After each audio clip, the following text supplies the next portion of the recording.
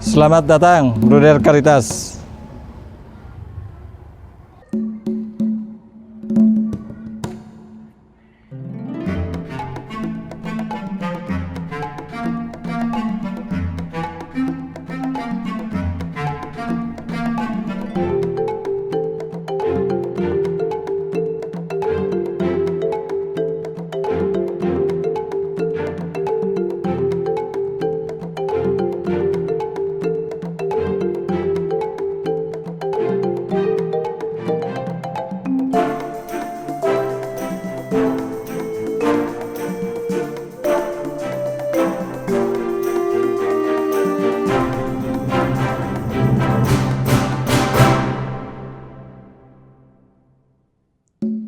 Ini tempat kami untuk berekreasi.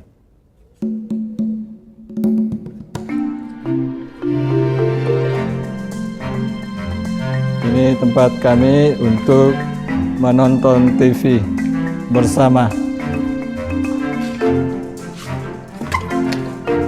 Ini pendiri kami, Pastor Petrus Joseph Tris dari Belgia.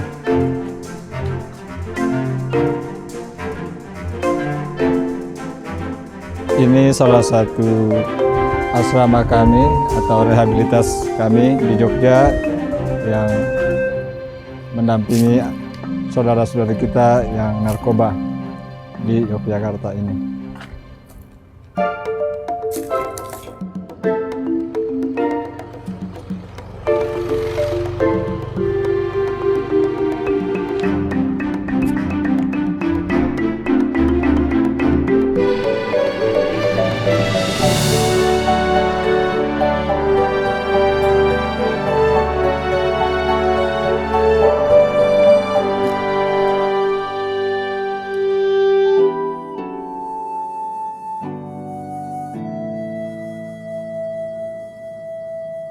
Halo guys, ketemu kembali bersama saya Raul Matis tentu di Franciscus 67 Ribbon. Yes, kali ini saya berada di biara Bruder Caritas yang ada di Yogyakarta, tepatnya di Nandan, Bruder ya. Ya, dan saya bersama dengan seorang Bruder yang bernama Bruder Joshua. Nah, kalau lihat dari tampilannya, tentu beliau dari timur ya. Dari Flores Timur, tepatnya di mana, Bruder? Lembata, ya. Bruder Joshua ini dari Lembata dan baru kemarin mengucapkan kaul kekal ya. Ya, selamat Bruder ya. Terima kasih Pastor.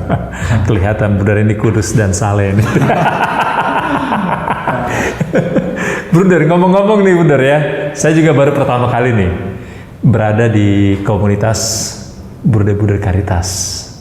Jadi kalau disingkat dia apa singkatannya Bruder ya? Bruder Caritas ya? Bruder Caritas FC. FC. Fratrum Caritati. Fratrum Caritati. Ya. Saudara Caritas. Waduh, luar biasa nih. Berarti saudara yang penuh kasih ya. Ya. Caritas itu kan kasih tuh, Caritas ya. Jadi kalau Caritas S, Allah adalah kasih ya. Sehingga mereka dikenal sebagai Bruder yang penuh dengan kasih ya. Kelihatan wajahnya Bruder ini penuh dengan kasih dan mengasihi ya. Apa kabar? Sehat Bruder? Sehat Pastor. Sehat ya. Bruder, kalau kita bicara tentang Bruder Caritas ya, itu sebenarnya kongregasi yang kekasannya apa ya Bruder ya dari Caritas ini ya? Budayanya, kekasannya Bruder. Apalah yang Bruder temukan dan alami sebagai sebuah kekayaan dan juga kekasannya. Ini kalau bicara tentang Caritas, oh ini loh kekasannya gitu. Gimana Bruder? Ya, saya awalnya tuh kenal kongregasi Bruder Caritas itu karena saya kurang tertarik dengan karya-karya Bruder Caritas. Ya, karya pelayanannya itu melayani anak-anak yang berkebutuhan khusus. Oh, disabel. Ya, disabel, tunarungu, tunagrahita, OGDJ, orang dengan gangguan jiwa. ODG juga. Ya, dengan narkoba. Sama yang sekarang baru ini ya itu terapi sekarang. Oh. Jadi saya tertarik itu karena saya melihat begitu banyak orang atau anak-anak yang menderita, maka saya juga ikut bergabung dalam kongregasi ini untuk berkarya bersama para Bruder di sini. Karena saya punya keinginan dan niat untuk bergabung bersama para Bruder di sini untuk sama-sama melayani dalam misi Kongregasi Bruder Caritas yang dijuluki oleh Pastor Petrus Yosef Turis yang pendirinya. Jadi saya itu tertarik dari situ.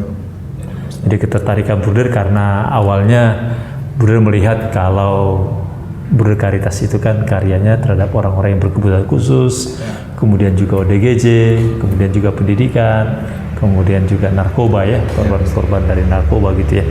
Bruder kan asalnya dari Lembata ya, dari Flores Timur ya. Apakah di sana ada Bruder Caritas sehingga Bruder memutuskan untuk memilih Bruder Caritas ada di Lembata? Gitu. Untuk Bruder Caritas di NTT itu baru dibuka sejak tahun 2019, itu di Ruteng, Manggarai. Oh di Ruteng, Keuskupan Ruteng ya. Keuskupan Ruteng, Manggarai itu untuk menangani OGDJ juga. ODGJ juga ya. Dengan gangguan jiwa. Gangguan jiwa ya. Ya. Tetapi mohon maaf kalau kami melayani banyak orang sakit, tetapi kami punya anggota juga terbatas, makanya kami ya. juga satu komunitas sebesar ini ada yang cuma 2, ada yang cuma 3 Bruder. 3 ya. Maka dari situ setiap kali juga melakukan aksi panggilan untuk menambah anggota kami. Menambah panggilan gitu ya, waduh. Halo guys, jangan lupa kalau nonton ini dan mendengar ini jangan lupa untuk tertarik masuk menjadi Bruder Caritas ya. Bruder mendengar pertama kali di Ruteng. Ya. Waktu itu Bruder baru lulus SMA atau bagaimana? Ya, baru lulusan SMA. SMA-nya di Lembata. Nah, lalu kemudian bergabung Caritas di Ruteng. Tidak, langsung di sini di Jogja. Langsung ke Nandan. Ya, Ruteng baru dibuka sejak tahun 2019. 2019. Berarti Bruder sudah masuk gitu ya? Sudah masuk, saya masuk tahun 2012. 12. Oh, berarti 7 tahun setelah Bruder masuk baru buka di Ruteng. Bukan di Ruteng. Ya, oh. Kalau di Lembata tidak ada ya? Tidak ada, Pastor. Tidak ada ya? Ya. Jadi dari Lembata Bruder merantau ke Jogja. Iya, awalnya mungkin saya merantau dulu di Sumatera, di Bengkulu. Oh, merantau juga? Ya, habis merantau juga di Jakarta, baru kenal Bruder Caritas ini. Di Jakarta? Iya.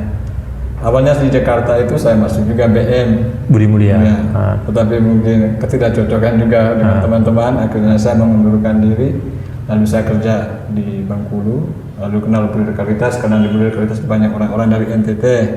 Ya, siapa tahu saya bisa masuk di sini, bisa saling membantu, saling berkomunikasi kan, bisa sharing.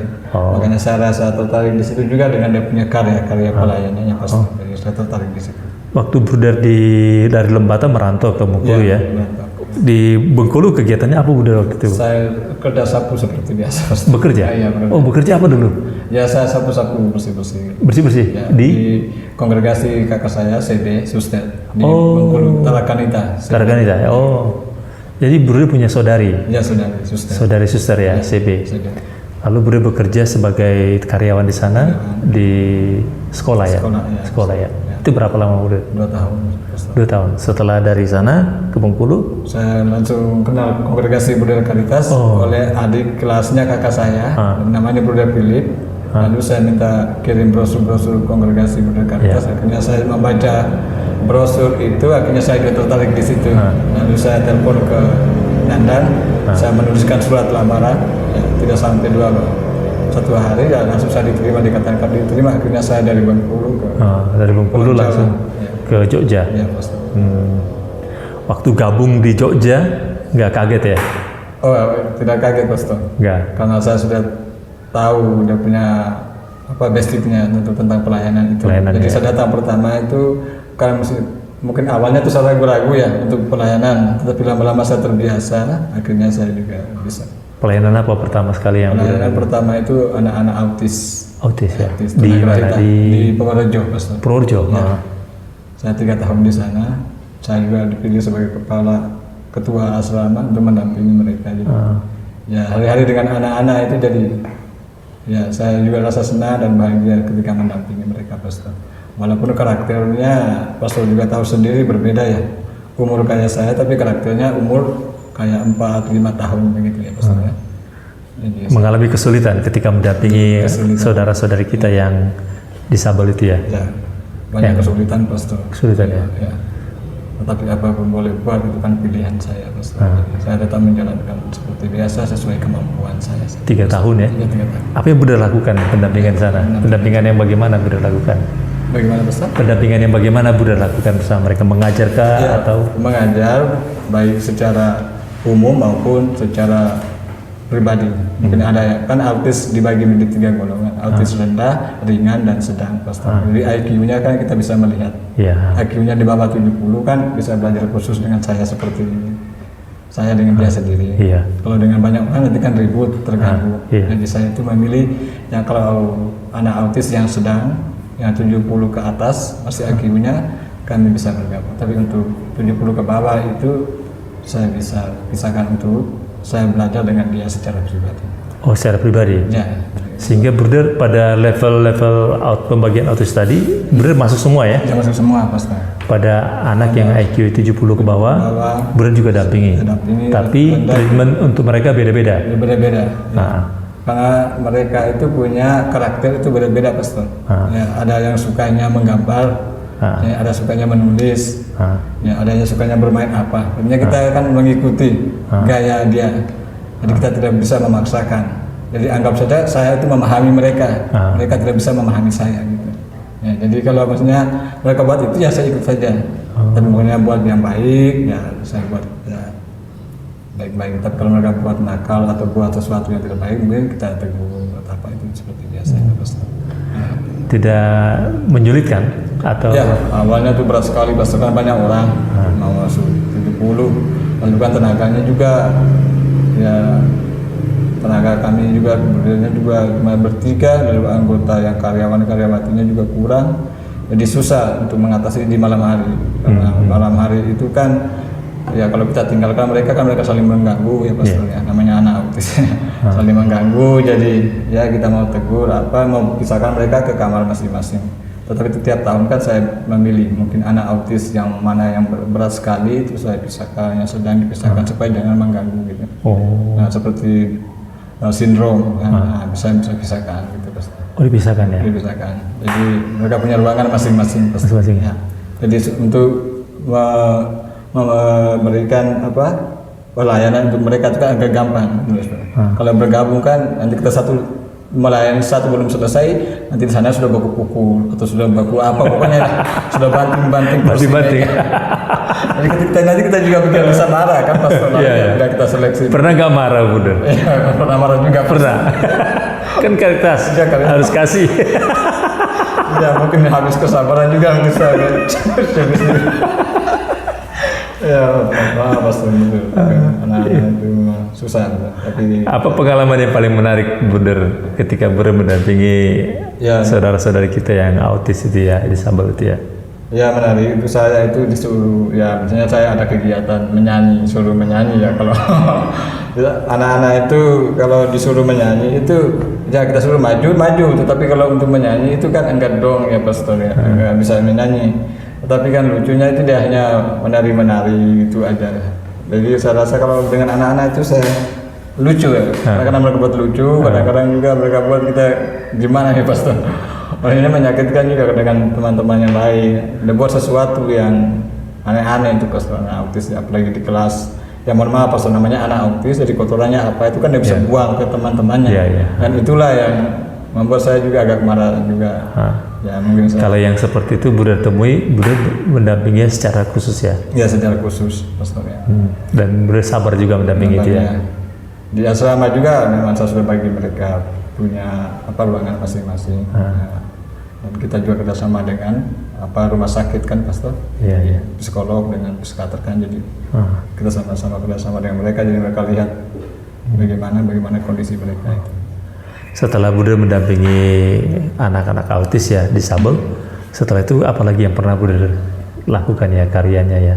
Karyanya saya balik lagi ke sini, ke rehab narkoba ini. Oh, pernah Bruder dampingi? Dampingi bersama Bruder Mikael? Awalnya itu dengan Bruder Philip. Tapi Bruder Philip sudah pindah ke Ruteng tahun kemarin. Akhirnya saya diganti Bruder Mikael, saya disuruh ke sekolah. Pernah mendampingi panti narkoba juga? Ya pernah mendampingi, tapi berapa lama? Berapa lama Bruder? Saya baru pindah dari Purworejo ini pas jadi baru 6 bulan. 6 bulan ya? Bagaimana pengalaman Bruder sama mendampingi saudara-saudara kita yang terkena narkoba itu? Ya kalau dengan rehab narkoba di sini itu kan ya di saatnya juga dia kambuh ya Pastor. bukan marah, bisa mengamuk sendiri ya. Jadi kita juga hati-hati kalau berdampingan dengan narkoba, dengan OGDJ juga. Karena apalagi badannya mereka besar-besar semua kayak pastor ya. Kalau sekali, saya besar bro. Sekali pukul juga besar kau ya. Jadi kita itu melihat mereka aja. Pokoknya di saat dia kambuh ya kita kasih obat aja. Kambuhnya bagaimana bro? Dia marah-marah sendiri. Sakau gitu ya? Sakau ya. Jadi kita kan ada obat penenang juga tuh pasti. Jadi kita kasih obat penenang. Jadi mungkin di rehab itu kan adanya tidak mau suka minum obat juga ya. Ya. Jadi kita kan juga pintar juga campur dengan makanan atau dengan air itu kan. Jadi kita diminumnya lah, tenang dia. Dengan makanan khusus makanannya. Tenang ya. Tenang langsung. Sampai 5 menit sudah terkapar pas tidur dia. Oh iya. Pakai obat itu. Jadi kita andalan itu obat penenang itu. Penenang itu ya. Supaya emosi marahnya kan jangan mengganggu yang lain. Kalau mengganggu yang lain kan bisa pukul mereka juga kan. Ya. Jadi selama Buddha mendampingi yang apa ya, yang autis, narkoba tadi itu, Buddha pernah nggak mengalami apa ya, penolakan ataupun mereka menentang Buddha? Ya mungkin kalau selama ini dengan saya belum pernah ya. Mungkin tahun-tahun kemarin mungkin pada Buddha yang lain pernah menentang, tapi sekarang dengan saya ya biasa-biasa saja dengan saya. Biasa saja. Apa yang Buddha rasakan ketika mendampingi saudara-saudara kita menjadi korban narkoba itu ya? Wah, berat juga pasti. Apa yang berat? Bagi saya ini berat. Kalau mendampingi narkoba itu boleh saya katakan gampang sulit ya pasti. Karena mereka itu ya menggunakan senjata tajam juga ya. Ya kalau ada yang dulu itu dititrakan bahwa mereka itu kalau bisa pakai pisau apa itu lalu darah-darahnya itu bisa melukai dirinya ya. Itu pernah Buddha temukan? Itu mungkin di luar negeri aja. Itu oleh di sini nggak ya? Di sini belum pastinya. Yang paling susah apa yang Buddha alami di sini? Kalau di sini, ya kalau tidak susah ya. Ya kalau sebenarnya susah juga semuanya pasti sama pastor, karena karya kami kan. Dia mau di tunarungu, di setuli juga, tetapi itu pasti ada kesulitan. Iya. Kita juga pasti. Kalau yang di narkoba yang paling susah apa Buddha? Apalagi yang kedua hanya itu yang lebih susah ya, OGDJ sama dengan ini. Narkoba ya? Iya. Kalau di ODGJ pernah? OGDJ pernah, tapi cuma namanya saya masih living kan 6 bulan saya di sini. Dengan di 6 bulan Buddha di ODGJ. Katanya cara yang efektif kalau kita mendampingi ODGJ, ya kita harus jadi gila juga ya. Lama-lama kami juga gila pasti. Kami semua gila kita berubah. Jadi Buddha pernah menjadi gila juga. Gila. Pernah mendampingi begitu ya? Kalau mendampingi kita bisa gila lama-lama, kita bisa gila sendiri. Bisa gila sendiri ya? Kenapa Buddha? Ya kalau kita ngomong juga nggak paham, nggak dong. Suruh, misalnya kita berikan contoh, kita suruh ambil itu, dia jalan, tapi dia malah jalan terus, suruh tidak ambil itu barang itu. Lalu Buddha? Waduh sama ini ya, bagaimana nih kalau dalam hati kalau aduh parah susahnya. Tapi saya gimana? Saya juga memahami mereka, akhirnya saya pergi ambil, kita suruh mereka ambil ember di depan situ kan, dipindahkan. Bagaimana dia berdiri, tetapi dia jalan terus kayak gitu. Dia nggak mau ambil. Lalu itu kan tambah stres lagi, namanya gila kita ini. Oh gitu. 6 bulan itu melelahkan juga lah Buddha ya? Betul pastor. Lelah. Di mana saja kita tempatkan pasti di situ lelah juga. Artinya itu kan kekasan karyanya Buddha Caritas ya. Tadi pendampingan terhadap anak-anak autis, disabel, kemudian pendampingan anak-anak saudara-saudari korban narkoba, kemudian pendampingan ODGJ. Nah, ini kan karya-karya yang memang tidak mudah dan tidak gampang ya. Butuh kesiapan mental, hati, pikiran ya. Artinya apa yang Buddha rasakan selama berkarya di tempat-tempat yang seperti itu Buddha? Ya mungkin awalnya itu sulit bagi saya, tapi lama-lama saya terbiasa. Akhirnya saya merasa juga biasa saja berdosa kalau saya menemukan seperti anak-anak seperti itu atau yang baru masuk lagi, ya saya juga seperti itu. Kita juga kerjasama dengan rumah sakit ya. Jadi kita bisa awalnya dia masuk pasti kita bawa ke psikolog untuk tes dulu. Dia punya. Tidak pernah kepikiran untuk meninggalkan panggilan ini ya? Karena karyanya kan seputar itu ya. Karya kami itu besar pastor, dia benar-benarnya nggak ada jadi mohon maklum saja ya, kalau sudah bubar semua. Artinya Bruder sendiri pernah kepikiran nggak, aduh capek sekali dengan karya begini, mau meninggalkan panggilan itu pernah nggak Bruder? Pernah coba mengundurkan diri, tapi ya di situ kan ada penolakan dari kakak juga, kakak juga suster. Dulu kan tugasnya di Tanjirapis ini. Lalu dengan sedikit masalah itu pasti dia datang. Nah, kan saya buat yang namanya mau rencana mau keluar, pasti buat sesuatu yang aneh-aneh di sini. Tidak ikut makan, tidak ikut doa gitu. Oh, itu tanda-tanda kalau sudah panggilan sudah mengering begitu ya. Lalu kemudian ketika Bruder mengalami kesulitan, apalagi yang mendorong Bruder sehingga kuat dan saat ini sudah bertahan terus ya. Orang tua juga mendukung, keluarga juga sangat mendukung, dengan para Bruder semua di sini juga mendukung. Akhirnya saya juga bertahan di sini, Pastor. Tetapi bukan, kalau kekal itu bagi saya bukan berakhir, tapi perjalanan saya juga masih panjang. Masih panjang ya. Suster siapa CB-nya, Bruder? Suster Juliani. Juliani ya. Dan itu saudarinya Bruder ya, yang menguatkan Bruder juga ya. Dalam panggilan ini untuk bertahan terus dan melayani di tempat-tempat yang seperti itu ya. Iya, Pastor. Ya pokoknya saya menjalani sesuai kemampuan saya saja, Pastor. Ya, selama saya di sini. Saat ini Bruder tugasnya di mana nih? Saya di sekolah, di Nandasin di sekolah. Sekolah ya? Karya apa Bruder? Mengajar atau? Mengajar dan mendampingi mereka juga. Anak-anak sekolah. Bruder sempat studi ya? SD. Studi kuliah sempat? Saya dulu pernah ikut studi di tapi bukan studi juga, cuma kursus saja pas kursus agama gitu. Habis kursus tentang kesehatan di Santikara sini. Untuk tentang pelayanan anak-anak ini, Pastor. Ya. Lalu ada juga yang unik di Nandan ini Bruder ya. Selain panti narkoba dan karya sekolah, tapi ada juga itu terapi asap ya, yang dilakoni oleh Bruder Mikael ya. Nah, bagaimana Bruder melihat itu ya? Selama dia melakukan pelayanan tentang terapi ini serasa bagus, karena di sisi lain itu banyak orang yang sakit apapun bisa tertolong, Pastor. Walaupun stroke atau mata kabur atau apa itu saya rasa bagus dengan rokok rempah itu, Pastor. Saya rasa bagus sekali kalau dia melakukan itu, dibantu oleh Bruder Mikael itu ya. Kami sangat mendukung. Dan kongregasi komunitas mendukung karya seorang saudaranya ya, Bruder Mikael ya, untuk terapi asap rempah itu ya. Jadi saya rasa bagus, Pastor, kalau ada pelayanan seperti itu. Karena kami juga mendukung. Semoga orang-orang juga bisa terkenal bahwa Caritas ini punya pelayanan itu ya cukup banyak gitu. Bisa meluaskan pada orang bisa kenal Caritas ini. Siapa tahu dengan pengenalan kongregasi Caritas, siapa tahu ada calon. Ini promosi nih, Bruder ini. Mudah-mudahan ada yang tertarik masuk Caritas ya. Itu harapan kami. Iya benar.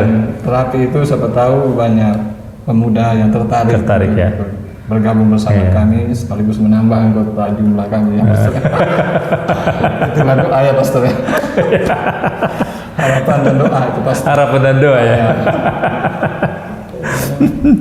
Ini baru kalau kekal Bruder ya? Iya, baru kekal ya. Kita tuh undur-undur. Kalau kekal tapi nggak bisa ya tahan dulu, akhirnya baru kemarin pas tahu kali. Karena gara-gara itu yang tadi itu ada penolakan juga. Iya. Berat juga bagi saya. Tapi tetap kuat Bruder ya? Kuat, Pastor. Walaupun angkatan saya sendiri tapi saya tetap kuat. Saya sudah sampaikan Pastor bahwa saya menjalani sesuai kemampuan saya. Bahagia nggak Bruder? Bahagia. Menjalani panggilan sebagai Bruder Caritas yang karyanya itu khusus untuk orang kecil ya. Artinya tadi orang disabel, kemudian orang penti narkoba, kemudian ODGJ, tunarungu, dan ada terapi rempah itu orang-orang yang butuh pengobatan.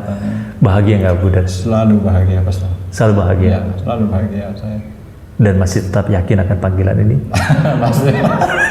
Masih Pastor. Ya. Menjadi sarana keselamatan?